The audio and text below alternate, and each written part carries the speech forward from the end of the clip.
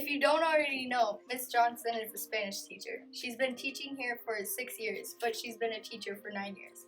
Last year on March 30th, she had a baby girl at St. Francis Medical Center.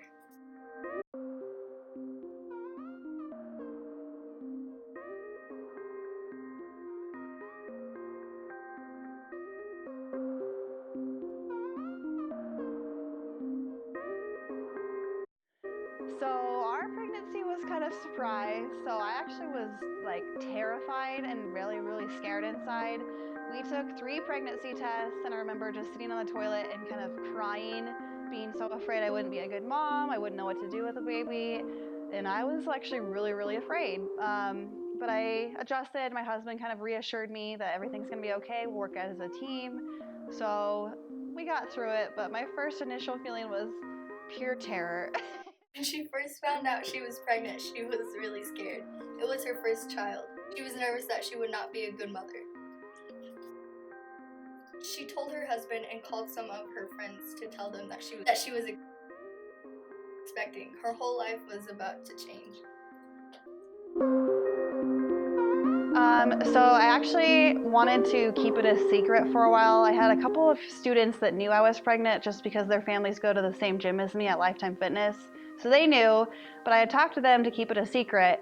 I mean, I didn't want it to impact how kids saw me in the classroom or things to be weird. And then once your belly starts to show, it can't be really a secret anymore. And so I know after right about fall break-ish, it was kind of the secret was broken and kids knew I was pregnant. Things didn't really change. Kids didn't treat me any weirder.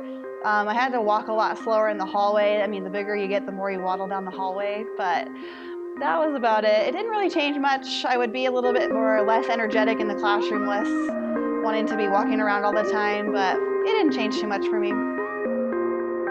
There were many ups and downs during her pregnancy. She dealt with morning sickness and she was always tired. She had weird food cravings. She couldn't do the things she normally did, like work out at the gym because she was very tired. So I think the hardest part about being a mother for me was just the extreme life change and transition. A lot of people tell you when you have a baby, you're gonna have less sleep and just all the things with the crying and the sleep. But it kind of threw me for a loop and shocked me. Like my baby would wake up every hour and a half to 2 hours, and I'm someone that sleeps poorly as it is, so my insomnia kicked in hardcore. And for a few months, I feel like I just didn't sleep at all. So I feel like I went a little bit insane. But then she started getting a little bit more of a sleep pattern, and my husband helped me with the late night wake ups. And so I feel like probably after about a year, honestly, I turned a little bit back to the normal Mrs. Johnson as far as my sleeping. So I didn't per se have weird food cravings. You hear about some moms that eat pickles and mayo and it's disgusting, or hamburgers with peanut butter. I didn't have anything weird like that, but I had weird phases, I guess. I would go through a phase where I wanted Jell-O all the time, and so my husband stocked up our fridge and it was all Jell-O in 2 of the rows of the fridge, strawberry Jell-O. And then after that I liked cereal for a while, so we bought a ton of cereal for our house. And then I went through a healthy phase, I guess you would say, and I would eat avocados and mangoes towards the end of my pregnancy, but nothing weird, just separate little phases of cravings. Okay. On March 30th at 9:32 a.m., Miss Johnson gave birth to Maya Grace Johnson, her first daughter. She was really excited. After about 3 days in the hospital, she brought her baby home. Miss Johnson had to overcome the difficulty of being a new mother. She has adjusted well, getting used to waking up for her baby and caring for her child and herself, and is very happy. Having a baby was a really big adjustment.